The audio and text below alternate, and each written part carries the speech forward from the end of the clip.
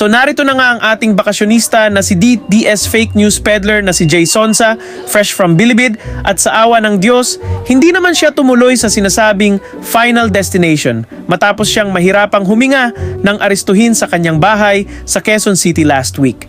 Kaninang umaga lang, ngayong Lunes, Mayo 4, dumating ang isa sa pinakamatandang DDS fake news peddler ng Pinas sa Hall of Justice sa Pasay City para sa kanyang arraignment.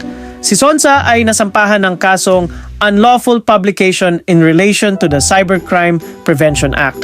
Isa di umano siya sa nagpakalat ng maling medical bulletin ni President Bongbong Marcos. Matatanda ang naaresto si Sonsa noong gabi ng Huwebes, April 30th ng mga kawani ng NBI sa kanyang bahay sa Project 8, Quezon City.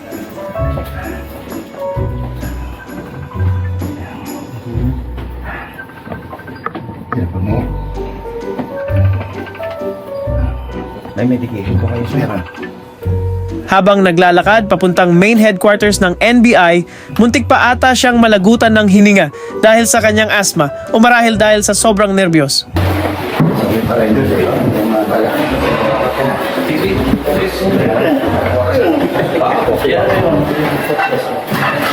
At dahil holiday the next day o last Friday at classified na not bailable ang kanyang kaso, nagbakasyon muna ang bida ng mga DD shit sa Bilibid Prison sa Muntinlupa mula gabi ng Huwebes hanggang ngayong araw na ito. 8:30, ngayon 8:30, malapit na, may hearing for the arraignment of Jay Sonsa.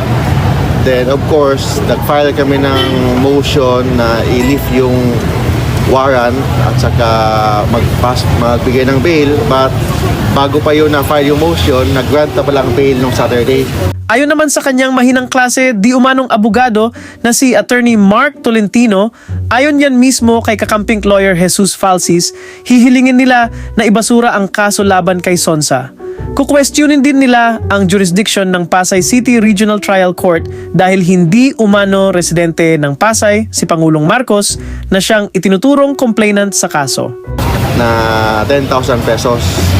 But we are asking the court na kahit 10,000, we are asking the court na pwedeng by recognizance na lang. Ibig sabihin, hindi na mabayad ng bail on the ground na minimal lang naman ang kaso.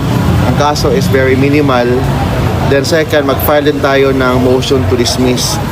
Motion to dismiss on the ground that yung RTC ng Pasay walang jurisdiction sa kasong unlawful publication. Based on my research, bakit Pasay nila final? Only on the ground that the main office of NBI is here in Pasay City. If you check the information, the alleged offended party is the President of the Philippines. So it should not be filed here on the ground na wala namang bahay si President BBM dito sa Pasay. Then second, wala naman siyang opisina dito sa Pasay. So bakit dito na file? And venue is jurisdictional in criminal case. So mag-file kami ng motion to quash. So possibly hindi matuloy ang arraignment ni Jay Sonsa. Maybe ma-dismiss ang kaso. Hopefully, we will know after this case, after this hearing. Pero sir, magbe-bail pa rin kayo this month? We will ask the court na bail through recognizance. Kasi bail through recognizance kasi minimal lang ang kaso, hindi na kami magbayad ng 10,000 pesos.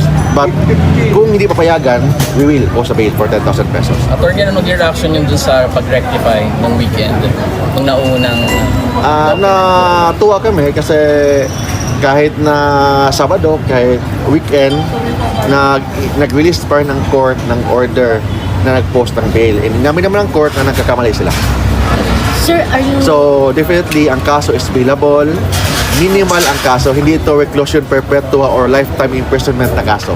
Sir, tama ba you're aiming pa rin dun sa context na hindi kailangan ng bail itong kasong ito dahil minimal na kaso lang ito?